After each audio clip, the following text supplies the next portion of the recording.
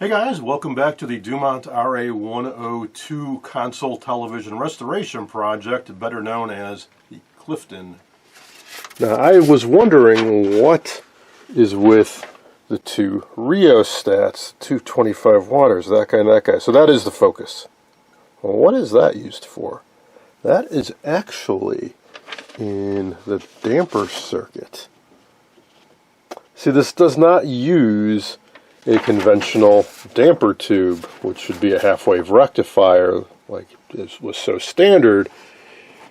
Early on, some sets used dual triode 6AS7 tubes. Some early GEs did, this early Dumont does, and a few others, rather than a diode. And what that gives you is an interesting ability.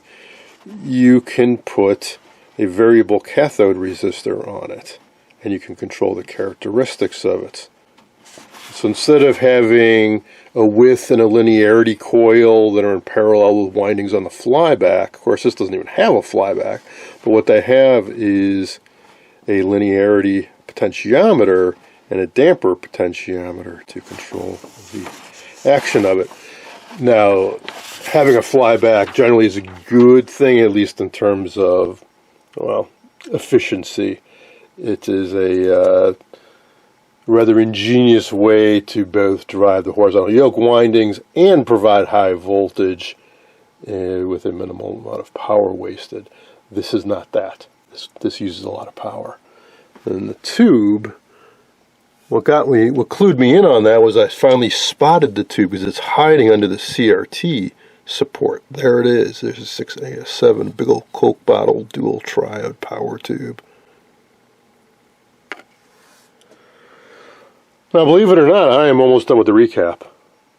With this big wide open chassis, very easy to work on, and there actually weren't all that many paper caps. They're scattered on my workbench here. And once I started taking out these seal tight and saw the back sides on some of them, man, these things really did not hold up well. So, good riddance to those. Let's see, I'm just about to replace this guy, and then 1, 2. I really only have 4 paper caps left. That's it. And I think there are 2 or 3 or 4 paper caps on the power supply chassis. Then we are done. We are done with replacing the paper caps. The electrolytics have been ordered. Still trying to recover from the sticker shock there, but it will be delightful to just pop one in here, twist those lugs, and hook up the wire, and we are done with that. Spot checked a few of these power resistors. They seem to be fine. The same with these. I only replaced one resistor so far. It's a 470K that was wildly out. So pretty high hopes the rest of them will be okay. The only thing that made me a little bit worried was one of these peaking coils here. The core cracked and it was hanging loose, but it still has continuity, and I super glued it back together. The way these are made typically is they take a high value resistor and they wrap some wire around it. In this case, I'm not sure what these are because these don't look like resistors. They look, in fact, this one has a external resistor in parallel with it. So these might just be ceramic forms. I don't think they're ferrite. But we got continuity on that guy, so hopefully it's okay. That might be a little tricky to track down. Oh man, this one's a little unraveled too.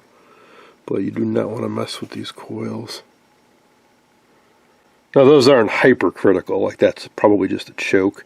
And these peaking coils, if these are peaking coils, and I'm pretty sure they are, worst case scenario, one goes open, you could just short it out. You'll lose some frequency response, but the signal will continue to get through. Still not sure what that trimmer's for, but I'll leave it alone. Check out these mica caps. They're chunkier than I'm used to seeing. I haven't checked any of them. I'm hoping they're still good. There's a lot of them in here. That's why there weren't that many paper caps to replace. There's an awful lot of tubular ceramic, which are extremely reliable, high quality caps, and a whole bunch of micas. which, given the age, they're starting to fail more and more often. So just kind of rolling the dice on those. This thing also scares me too. That is a horizontal output transformer. I have not checked it for continuity yet. So, if all I have to do is replace the rest of these paper caps, pop in new electrolytics, and we're going to fire it up. And hey, stranger things have happened. Maybe it'll just work. While we wait for the new electrolytic capacitors from CE Manufacturing to arrive, let's start taking a look at the power supply chassis, which is a bit of a beast. Let's see. Let's start out with the cables. There are two very notable cables coming out of this. One is this lovely cloth-covered cable with an odd connector on the end. This carries power up to the main chassis, all the power. So all the tube filament juice and the two B+ rails all come through this. I'm glad that mine is in very good condition. No fraying, no issues, so we shouldn't have any problem with that. Just notice there's an odd spring here and a bit of a tag fragment. I'm not sure what that was all about. I don't know if this was supposed to hang or hook onto something or what's going on with that. Alright, then the other cable is a high voltage lead going to the CRT with a little odd snap-on connector.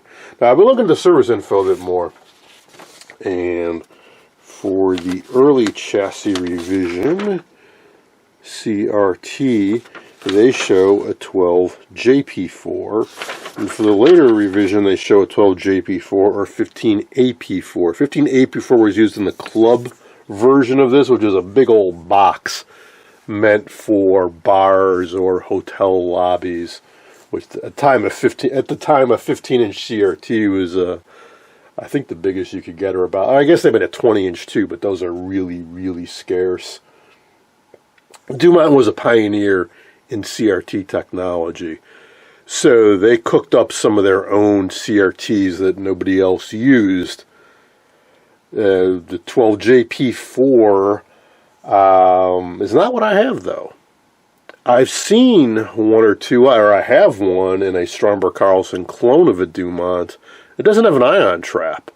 It has a nice big old inch diameter burn in the middle of it. So I'm glad that's not what I have. What I have is a 12 RP4, which again I'm pretty sure is unique to Dumont, but it's not listed in the service info, so mine may be a factory replacement, or maybe it was an upgrade at some point, but it does have an ion trap, so I should not have an ion burn. That's a good thing. The high voltage cable is in pretty good shape. It's shielded. I hadn't noticed that before. But it's a little bit frayed right where the connector goes in. It looks like somebody put some insulating varnish on that at some point. I got some broken conductors in there.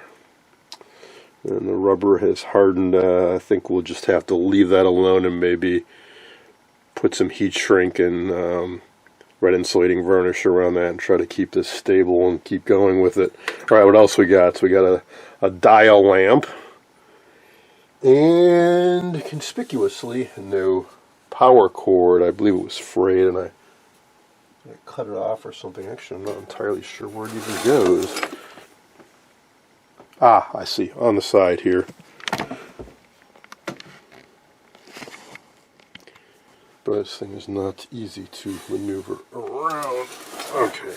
On the side here, there's the remnants of the power cord. We'll install a new one. It does have a fuse holder and two controls here. That's probably the high voltage adjust. Let's see, is the fuse good? Oh, that fuse looks rather deformed from heat. I don't know that it's open or not. Quick continuity check on it. Why do I care? Well, if it's blown, it could very well be that somebody tried to plug this in and turn it on. Yeah, the fuse is blown. Oh, good. Probably. I may very well have protected this set. Alrighty. So, what are we looking at here? Okay, we have a rather large box here.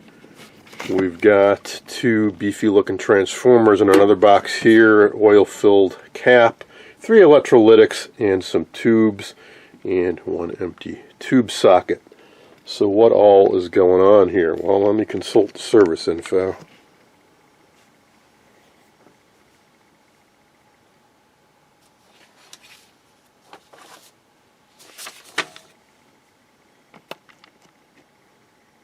Easy to do since I found it all in riders. There's a power supply chassis. So they label it T3, L1, and L2. So these two are filter chokes. Very, very large filter chokes, which explains why we don't have a whole lot going on here in terms of filter capacitors. We've got a little shorty and these two guys.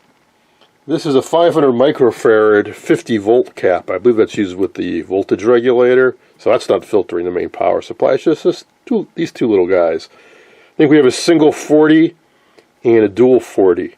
And that's it. Now there are, of course, 5 more electrolytic can capacitors in the main chassis. But a bunch of those, 3 of them, are just 4 sections of 10 microfarad each. In other words, there is not a whole lot of filter capacitance in this set. 40 is as big as they get for the higher voltage ones. It's these guys that are doing the bulk of the filtering. Kind of like going back to the 30s when electrolytics were a new thing, and typically in radio you have an 8 microfarad cap or a 10 microfarad cap and gigantic filter chokes. So this is carrying on with that tradition. And this looks odd, but that is a power transformer. Now, why it's in a box with screws in it, I'm not sure. It sure looks like you could unscrew this and take this out. Maybe it's for shielding? I don't know. I'm not going to open it up, but it does seem like an odd construction technique. And then we got this guy. And this we are going to open up shortly. Before we do, let's take a look underneath the chassis. Now this, like the upper chassis, has a metal plate on it going around, which when you take the screws out to remove this, it separates from it. In other words, the screws that go right through both plates when it's inside the cabinet. Let's see. I think we can safely tip it. Ooh, boy. Chassis flexes a bit. Because we got cables coming out of this side, we have cables coming out of this side and on this side. The only one that doesn't is the back side. So the only way I can tip this up safely, I think, is that way. But it's rocking when I do that. So I'm going to move the camera, rearrange things, and show you guys what's underneath this. Okay, here we go.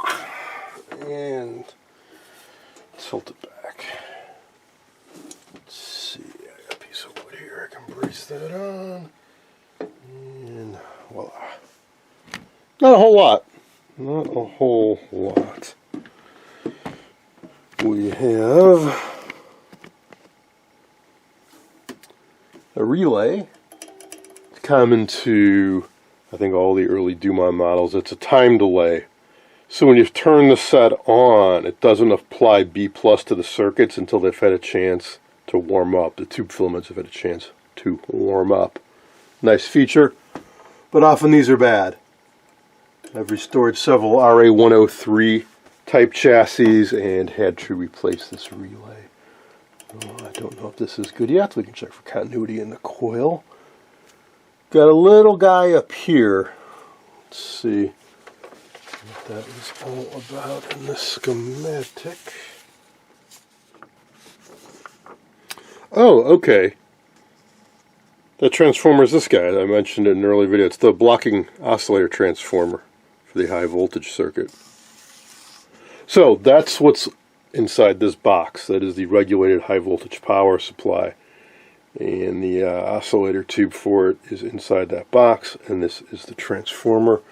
We really need to cross our fingers that is still good.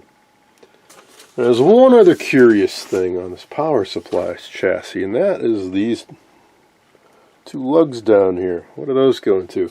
Those are going to a oil-filled capacitor up on top. This guy. It's a 10 microfarad 600 volt cap. What is that all about? Well, it is the very first filter cap after the rectifier tube. So when you turn this set on, that gets the brunt of the voltage before it settles down. The highest rail here is 425 and then it's 380. Puts out about 400 volts on one rail and 300 volts DC on the other rail. So, other manufacturers might have gone with a 450 volt cap or 475, but Dumont went with 600 because they knew that when you turn the set on, and not all the tubes are conducting, even though there's that relay. Let's go into this guy, a 10 microfarad 600 volt oil-filled capacitor. So what is that all about? So I mentioned there's a time delay relay in this set that doesn't apply B plus to all the tubes until they've warmed up and started conducting, which will pull the power supply down. Well, this filter cap is right on the output of the rectifier tubes on the other side of the relay. So this gets the full brunt. When you turn the set on, it's not being loaded down by all the circuits. That B plus gets pretty darn high. They wanted to use a capacitor that could handle it. In some sets, like the RA-103 chassis, they take a couple, I believe it's 450 volt caps, or 350 volt caps, and they put them in series to make equivalent to a 700 or 800 volt capacitor with some equalizing resistors across them. But in this set, they went with an oil-filled capacitor. It's probably still good. I'll check it out. I'm inclined to try to continue to use it rather than replace it because, well, they don't make them quite like this anymore. Yes, I can get something equivalent. I'll show you in a sec. But I'd like to keep this and continue to use it if I can. If I do decide to replace it, I could possibly use something like this, polypropylene cap. This is a 6.8 at 450, but I can get a 10 at 600 in a similar form factor, or one of these guys, which it's an 8 microfarad, 470 volts AC. I think this can do like 800 volts DC. But of course, neither one of these looks like that. It would mount quite the same. That's why I'd like to continue to use that if I can. Otherwise, these modern polypropylene caps are quite nice. Alright, let's take a look inside this guy. Alright, in here is where the magic happens. This is where the regulated high voltage is generated. Boy, that's a hefty box. Okay, and that is our high voltage coil. If you see me do some work on some electrostatic sets, they have the little cousin to this coil. This is the beefy one to do 10,000 volts. We really need to hope that that is still good. I've seen a replacement part number listed for it. I have never ever seen one come up for sale. I think there might have been 1 or 2 or 3 other sets that use this for an RF type high voltage supply that puts out about 10,000 volts, but they're few and far between, so you can imagine the replacements are even harder to come by. Okay, driving it, we've got a 6SN7 going to that blocking oscillator transformer, so that's our oscillator there. And then to drive the primary, we've got an 807 tube. To rectify it, we've got our 1B3, and we've got a 500 picofarad, 20,000 volt doorknob type ceramic capacitor back in there to filter that AC to DC. And then we've got this voltage divider here with a whole mess of 15 mega ohm resistors. I think there are 12 of them in total to divide that high voltage down and feed it back into the circuit. And we use this 0C3 tube. It works like a Zener diode to make a stable voltage reference. So we divide down the output of this, we compare it to the reference, and that gives us a control voltage that alters the characteristics of the oscillator to give us a constant 10,000 volt output. There are a couple adjustment screws on the side to fine-tune that action. I really hope all that is working and we don't have major problems with it. I say that because Phil Nelson got one of these from the same auction that I did, and he most definitely had trouble with his. He had, I believe, an open suction on this, but he got his to work in the end. But it took some effort. So here's the schematic for all that action. All those resistors in series add up to 180 mega ohms.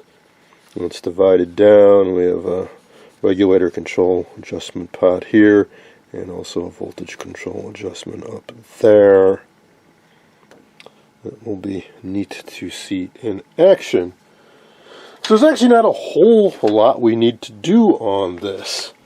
I ordered up 3 replacement capacitors from CE Manufacturing. We're just going to take these out and pop those in. And we can test this guy with a capacitance bridge. And we have 4 paper caps to replace below. Of course, we got to replace the power cord, put in a new fuse, check the relay. Maybe that'll be it. And you could use good cleaning. I was studying the circuit and asking around for possible replacements. So it's powered from a 300 volt rail through a 6AL5 diode through a 33K resistor into the coil. And I was wondering, well, what kind of a relay specs are we looking for? 6AL5 can't handle very much current. And, well, we have hundreds of voltage, hundreds of volts potentially across it. I got some good suggestions online, but the best one came from Tim, who actually purchased a replacement relay for an RA-103 chassis before. He said, take a look at it. And yeah, indeed, it does say 5,000 ohms on the side, and on the other side, Potter and Brumfield. So what I bought from him before was an LB5 Potter and Brumfield relay with a 5,000 ohm coil resistance. And yeah, it sure seems to be what this is. Now they do make a 10,000 ohm, which seems like it'd be more suitable, because if you do the math, 300 volts through a 6AL5, which will drop a little bit, and then a 33K resistor into this, you get about 10 milliamps. The spec sheet for the 6AL5 says steady state DC current max is 9 milliamps. So it seems like the 10,000 ohm flavor of this would be more suitable, but this is what they used originally after all. So Tim has more available, and he said he'd bring one to your television convention. So I think that is our solution. Otherwise, there are a few on eBay of both the 5 and 10,000 volt flavor. I think I'll order up some of the other, some more anyways, because I do have some other Dumont and Strumber Carlson clone chassis to restore, and it seems like these are always bad, and even if they aren't, given the high failure rate, I'd be inclined to replace one anyways. If I found an original that still had some life left. Some of you are probably aware that I also typically do text write-ups of my restoration projects as well and post them on Video Karma and Antique Radio Forum, and this is no exception. So basically I just follow along with still photos and similar commentary, but a much condensed version. And sometimes I get some interesting feedback. So when I asked about the relays, I posted the schematic and the situation that I find myself in, wondering what might work for a replacement. And one suggestion I got was for these guys, which I was not familiar with, sensitive relays made by the Iron Fireman Manufacturing Company in Portland, Oregon. It's 8,000 ohms, 2.25 milliamps. So I suspect this would work just fine. but the one I am going to go with is Potter Brumfield. They make a number of relays. Some are 10,000, but some are 5,000. Wow, this guy's asking $342 for one. We're not going to go with that. Maybe that's a case of them. I don't know. But anyway, I think the 10,000 would work better, being a higher resistance. But the original is 5,000, so we're gonna go with, yeah. Here we go. One of these guys. So I believe this is identical to what's in the set. The LB5 Potter and Brumfield with the 5,000 ohm coil. This is a used one, but there are some new old stock ones floating around out there as well.